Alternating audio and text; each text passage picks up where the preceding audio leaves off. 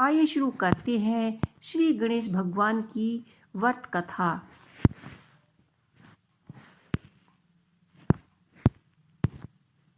बुधवार व्रत रखने वाले से भगवान श्री गणेश जी विशेष कृपा प्राप्त करते हैं। ये व्रत जीवन के सुख समृद्धि लाता है। व्रत की पूजा के समय गणपति जी की कहानी आपको अवश्य ही सुननी चाहिए। आइए शुरू करते हैं गणपति भगवान की कहानी। बुधवार का दिन भगवान गणेश की कृपा पाने के लिए खास माना जाता है। जो व्यक्ति सच्चे दिल से बुधवार का व्रत करता है, उसके सभी विधि विधान गणपति बप्पा की पूजा अर्चना करता है, उसके जीवन के सारे कष्ट दूर हो जाते हैं। बुधवार व्रत जीवन में सुख समृद्धि धन दौलत लाता है।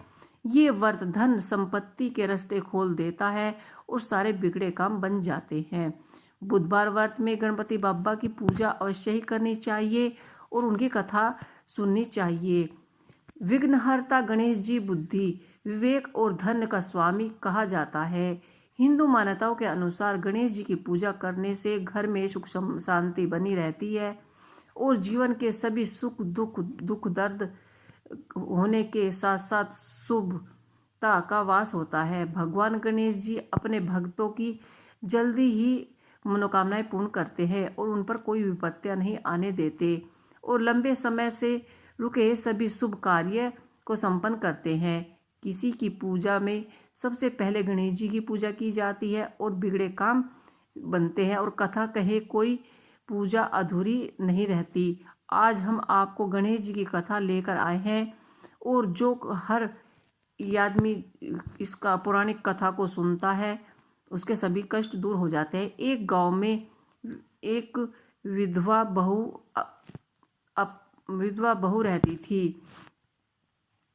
वह सबसे पहले उठकर खाना खाती थी, फिर घर में बाकी काम किया करती थी। एक दिन विधवा ने अपने घर में पूजा करवाने का सोचा, लेकिन वह थोड़ा परेशान थी।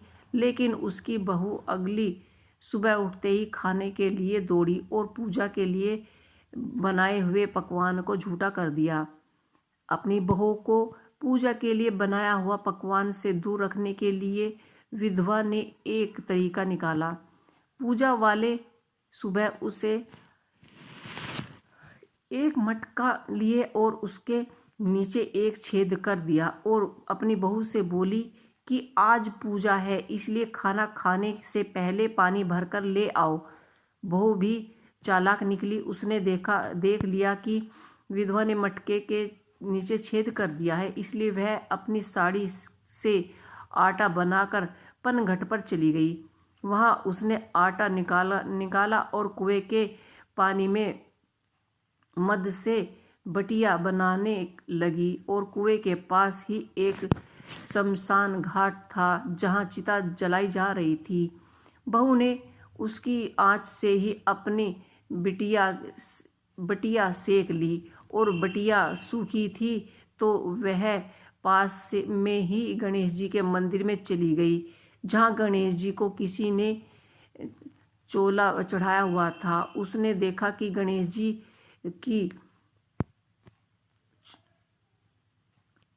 तोंद पर घी लगा हुआ है। उसने उस घी से अपनी बटिया पर लगाया और उसे ले लिया और उसका भोग गणेश जी को लगाकर वह बाटी खा ली और घर वापस लौट आई। वह इसी तरह हरकत करती और गणेश जी को बहुत गुणगान करती और उसने गुस्से में अपने नाक कान पर भी उंगली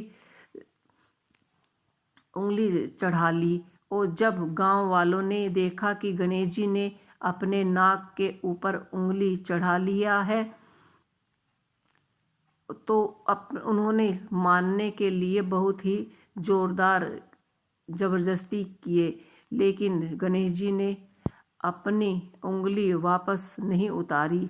जब तक बात राजा तक नहीं पहुंची तो राजा ने बड़े बड़े पंडितों और ज्योतिषियों को बुलवाया और हवन करवाया। ज्योतिषी को बुलवाने के बाद हवन कराने के बाद गणेश जी फिर भी नहीं माने।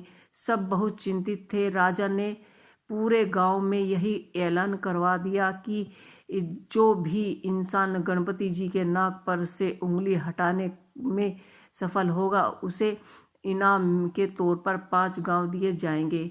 गांव के सभी लोग गणेश जी को मनाने लगे, लेकिन गणेश जी नहीं माने और अपनी उंगली चढ़ाए रखी। अतः मैं अंत में विधवा की बहू बोली कि अगर सब आप आज्ञा दे तो मैं गणेश जी की उंगली हटा सकती हूँ।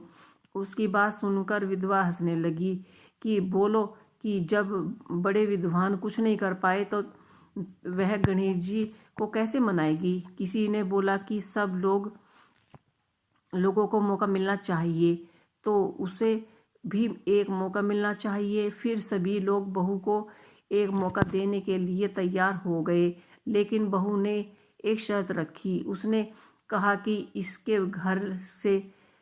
उसके घर से लेकर मंदिर तक पर्दा बांधा जाए। सब लोगों ने सोचा कि इतना कुछ तो हो चुका है, तो पर्दा बांधने में क्या जाता है। बहू के कहने के अनुसार घर में के मंदिर तक पर्दा लगा दिया। बहू ने अपना दिमाग लगाया और वह अपने पेटीकोट में मोगर छिपाकर मंदिर चली गई।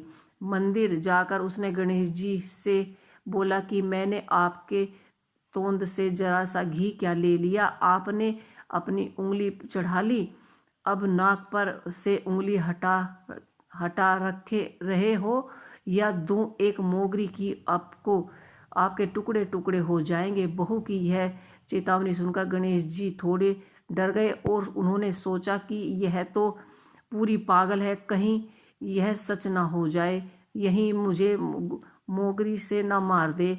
गणेश जी ने बिना सोचे समझे अपनी नाक पर से उंगली हटा ली, जिसे देखकर गांववासी बहुत खुश हुए और बहू का जय जयकार करने लगे। राजा ऐलान के मुताबिक बहू को 5 गांव इनाम में दे दिए।